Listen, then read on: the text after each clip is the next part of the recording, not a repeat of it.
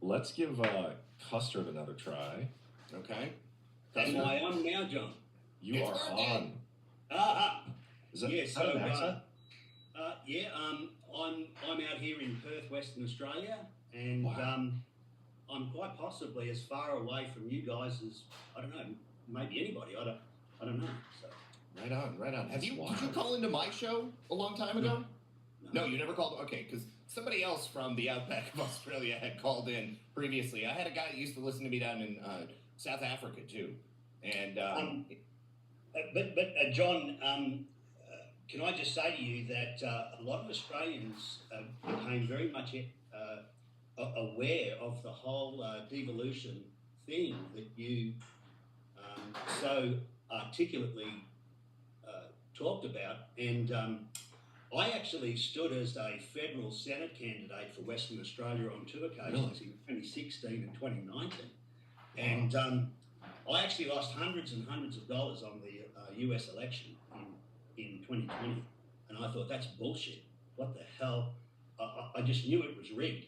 And so we've got a group out here on Telegram, and we call ourselves the Underlanders. Yeah, I So, love that. yeah. But That's great. I just love the whole Badlands thing. And I listen to you guys a lot. I appreciate that. But Bossy, is that the guy's name? Because I remember back when I was writing my series that there was an Australian candidate or somebody down there who I think his name is Bossy. Yeah, so his name is Ricardo Bossi. Yeah. I've spoken to him on the phone because in 2019, both Ricardo and myself were both Senate candidates for an Australian political party called the Australian Conservatives.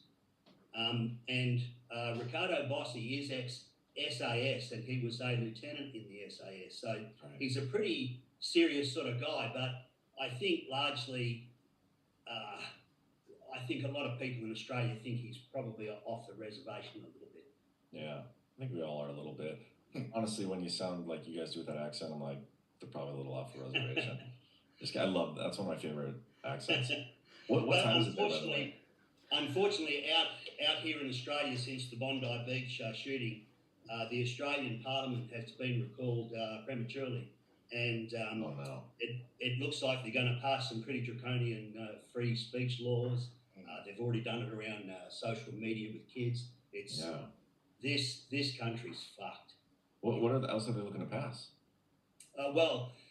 Recently they passed legislation that if you're 16 years of age, you are not allowed to have a YouTube account. Yeah, I remember that one getting passed. That was just like a couple of weeks ago, wasn't it? But, I think a lot of Australians who are followers of Badlands and similar types of platforms, I think are of the view that the Port Arthur massacre, which occurred in Tasmania many, many years before, which was a false flag event to confiscate all of our guns, this is just the modern rendition of it. And they're just making it harder and harder and harder for us. What's your guys' outlook then? Or go ahead, Zach. I thought it was a little suspicious that the gunman had all of the guns that you still could legally own, and and as soon as that became everybody became aware of that, they started saying that we just need to ban these guns, right? I mean, like once we get rid of these, then there won't be any problems, and nobody will be able to shoot anybody. But then, of course, you guys will end up with the same problem they have in the UK, where you'll be having people getting chopped up with machetes or with butcher knives and stuff. Well, Zach, I think you're right, but I think can I just say that I think if the world had any brains, they'd stop watching their local political scene and start watching what Trump's doing, because he's the most powerful person in the world. He's the only guy that's doing anything towards sovereignty and fixing a lot of things. So even though I've twice run for public office here, I've got no interest in it. I don't even follow the local news anymore. I just watch you guys because all the rest of it's just bullshit. Well, so with that kind of future for you guys, locking stuff down, calling the Senate back early, what's your guys' outlook? Like, how do you guys get out of it? Well, I think, John, it's like anything in this world. There's a lot more of us than there are them, and eventually the good guys win. So I think what we need to see happen is we need to see the ascendancy of Trump fully reach its peak. Once that happens and people realises that he's right about everything, well, then guess what? They're going to have to do it. But I think, I mean, I'm a huge fan of G Money. He was the guy that got me into Bitcoin. I think that unless you take the money off these people, it'll never stop. So you have to take the money off them first. Yeah. So that's sort of where I come from anyway. So. I agree. So you're a Bitcoiner. Love it. Yeah.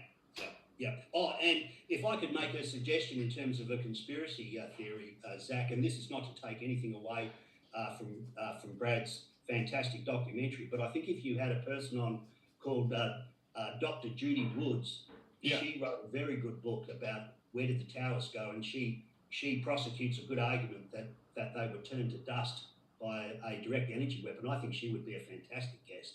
Yeah.